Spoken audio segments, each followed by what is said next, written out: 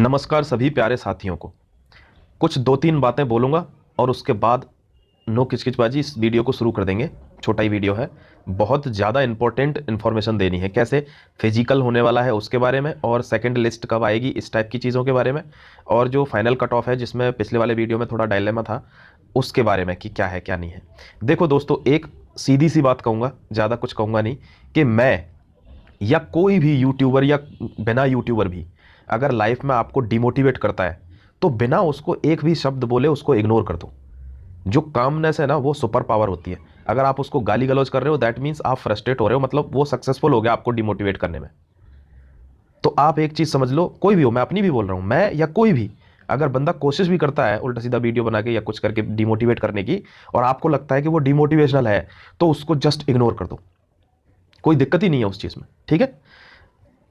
क्योंकि सजेशंस तो वो लोग देते हैं या गाली गलौज वो लोग करते हैं जो कमज़ोर होते हैं, यानी जिनको डिमोटिवेशन फील हो रहा हो। जो असली लेबरर होते हैं, जो मतलब लेबोरियस स्टूडेंट होते हैं, मेहनत करते हैं, उनको डिमोटिवेटेड फील करने की ज़रूरत नहीं है। मेहनत का कोई विकल्प नहीं होता। अगर आपने मेहनत किया ना तो कोई कितनी भी तो धांधली करवा ले, कोई कितने भी रुपए दे दे, कोई फ़र्क नहीं पड़ना। आपकी मेहनत आज काम नहीं आ सकती है, हो सकता है, लेकिन वो काम ज़रूर आएगी, ये बात पक्की है। इसको लिख के रख लो। अब देखो, बात कर लेते हैं अपनी मेन चीज़ पे। ये तो एक छोटा सा वो था, हो गया। अब हम बात करते हैं कि दिल्ली पुलिस में फिजिकल का। देखो, फिजिकल की डेट वगैरह आ जाएंगी, उसके बारे में हम बात भी करेंगे कि क्या क्या उसकी क्वालिफिकेशन से क्या क्या मेजरमेंट है।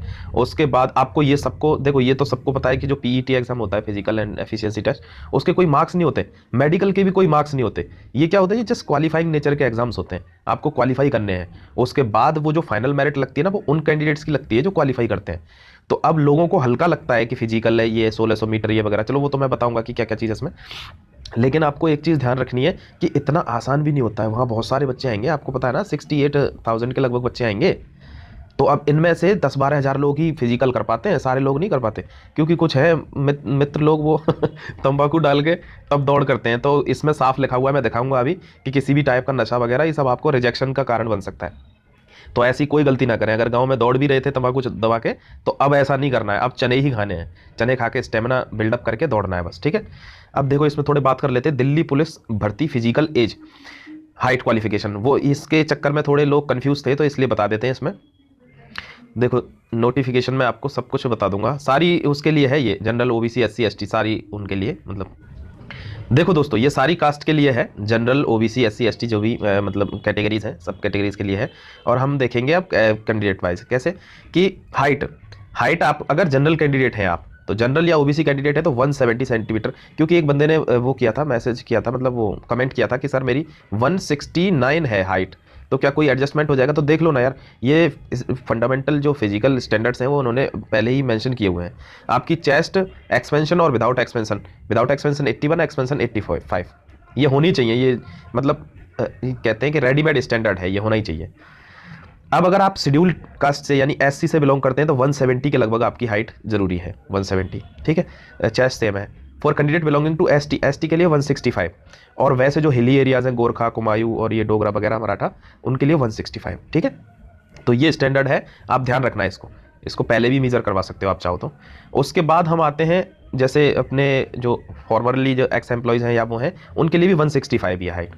अब हम बात करते हैं फीमेल के लिए। ये भी बहुत लोगों ने पूछा है, जनरल ओबीसी की फीमेल कैंडिडेट 157 सेंटीमीटर आपकी हाइट होनी चाहिए। अगर आप शेड्यूल ट्राइब से हैं या शेड्यूल कास्ट है, एससी एसटी के लिए 155 हाइट होनी चाहिए। रेजिडेंसी मतलब हिली रेजिडेंशियल एरिया से है तो 155 आपकी चाहिए। ये आपकी हाइट वगैरह के बारे में चाहिए। अब जो एक्स ऑफिसर्स हैं या आर्मी पर्सनल्स हैं, उनके जो बच्चे हैं, उनके लिए फीमेल्स में 152 इज़ मोर देन सफिशिएंट, ठीक है। अब आते हैं दोस्तों दिल्ली पुलिस भर्ती फिजिकल पीईटी यानी फिजिकल एंड एफिशिएंसी टेस्ट पे आते हैं। देखो, एक चीज़ इसमें ध्यान देनी है कि age wise physical efficiency test for male and female constable candidates, ex serviceman and departmental candidates for recruitment Delhi police, ये एज वाइज आपको दे रहे हैं। अब यानी कितने की एज से और क्या क्या उनका फिजिकल होगा, ये स्टैंडर्ड्स इन्होंने मेजर किए हैं। अब इसको मैं दिखा देता हूँ आपको अच्छे से। दिल्ली पुलिस मेल कैंडिडेट्स के लिए है ये, इसको बहुत ध्यान से देखेंगे कि जिनकी एज 31 साल तक है उनको 6 मिनट में 1600 मीटर की रेस करनी है, और लॉन्ग जंप 14 फीट और 3.9 हाई जंप। जिनकी एज 31 से 40 साल के बीच में, ये उनकी सिस्टम चल रहा है जो इसमें एम्प्लॉय हैं ऑलरेडी, 7 मिनट में 13 फीट लॉन्ग जंप और 3.6 हाई जंप। एबव 40 ईयर्स इनके लिए थोड़ा कम है, टाइम ज़्यादा दे दिया है, 12 फीट 3.3। अब आते हैं हम 31 साल तक वालों के लिए, फीमेल कैंडिडेट्स के लिए तो सेम ही मतलब है, थोड़ा टाइम बढ़ जाएगा बस। यहाँ पे थोड़ा घट गया है, 10 फीट हो गया है, ये 10 फीट 3 फीट, यहाँ 8 मिनट दे दिए हैं, रेस उतनी है 1600 मीटर, ठीक है। अब देखो, अब इंस्ट्रक्शन देख लो जो आपको फिजिकल के लिए ज़रूरी है। फिजिकल जो एंड्योरेंस टेस्ट है, जो मेजरमेंट टेस्ट है, उसके बारे में क्या क्या चीज़ होनी चाहिए आपके, ये आपके लिए इंपॉर्टेंट है। देखो, those who qualify in the race event will be eligible to appear in the long jump. वही लोग लॉन्ग जंप हाई जंप के लिए बुलाए जाएंगे जो रेस में क्वालिफाई हो जाएंगे, सबसे पहली बात। दूसरी बात, 3 चांस दिए जाएंगे हर बंदे को लॉन्ग जंप हाई जंप के लिए। 1-2 चांस में ऐसा हो जाता है ना, मिस्टेक हो जाती है, गड़बड़ी हो जाती, नहीं हुआ तो 3 चांस दिए जाएंगे लॉन्ग जंप हाई जंप सबके लिए, ठीक है। अब कोई भी अपील नहीं कर सकता रेस वगैरह, लॉन्ग जंप या हाई जंप के लिए अपील नहीं कर सकते, जबकि आपकी अगर हाइट कम बताई जा रही है या कोई मेजरमेंट में कोई गड़बड़ है ना, उसके लिए आप अपील कर सकते हैं, जो ट्रिब्यूनल बनाया है। लेकिन आप रेस में रह गए, लॉन्ग जंप हाई जंप, इनके लिए आप अपील नहीं कर सकते, मतलब आपको अथॉरिटी नहीं है अपील करने की, ठीक है। और वो भी दिखा देता हूं जो मैंने बताया था अभी। देखो, physical efficiency test and medical efficiency test will not carry any marks, कोई नंबर नहीं है इनके, ये केवल क्वालिफाइंग नेचर के एग्जाम है जो एलिमिनेट करने के लिए यूज होंगे। यानी जो लोग इन सब में क्वालिफाई हो जाएंगे उन्हीं की फाइनल मेरिट लिस्ट लगेगी और वो फिर एलिमिनेट करेंगे। यानी जैसे ऐसा होता है ना, अभी इसमें भी जो सिलेक्शन हुए वो ऐसे हुए जिनकी एज ज़्यादा है, जैसे कि मान लो 25 तक का वो है, तो अगर जिसकी एज 25 होने वाली है उसको पहले प्रेफरेंस दिया गया बशर्ते 21 साल वाले लड़के या लड़की से, तो एज वाइज भी यहाँ पे होता है। तो वो एलिमिनेशन प्रोसेस होती है, आपका फाइनल मेरिट में कैसे एलिमिनेट हो सकते हैं या कैसे सिलेक्शन हो सकता है, ये प्रोसेस है, ठीक है।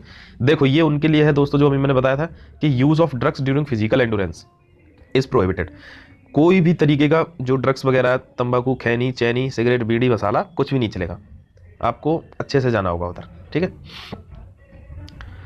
और ये सब तो आप जानते ही हो कि जो है डेट वगैरह। अब एक चीज़ बता देता हूँ मैं आपको, फाइनल मेरिट में भी बहुत सारे लोगों ने ये कहा कि इतनी नहीं जाएगी, वो नहीं जाएगी। हाँ ठीक बात है, लेकिन आप ऐसा सोच के क्यों चलते हो? आपको जब एग्जाम में लाने हैं 80% मार्क्स लाने हैं, तो आप 90% की मेहनत करते हो ना, तभी 80 आ पाते हैं। मास्टर के भतीजे थोड़ी हो आप। वैसे ही आपको ये सोच के चलना है कि जैसे मान लो 61 पे गई अनरिजर्व की कट ऑफ, तो अब मान लो अगर 75 पे लग गई ओवरऑल कट ऑफ, तो फिर कैसे काम चलेगा? तो इसलिए आपको 80 लेके चलना है। अब 80 लेके चलोगे तभी आप 72 75 बैरी करोगे और उसमें उतने में सिलेक्शन हो जाएगा, घबराने की भी इतनी जरूरत नहीं है।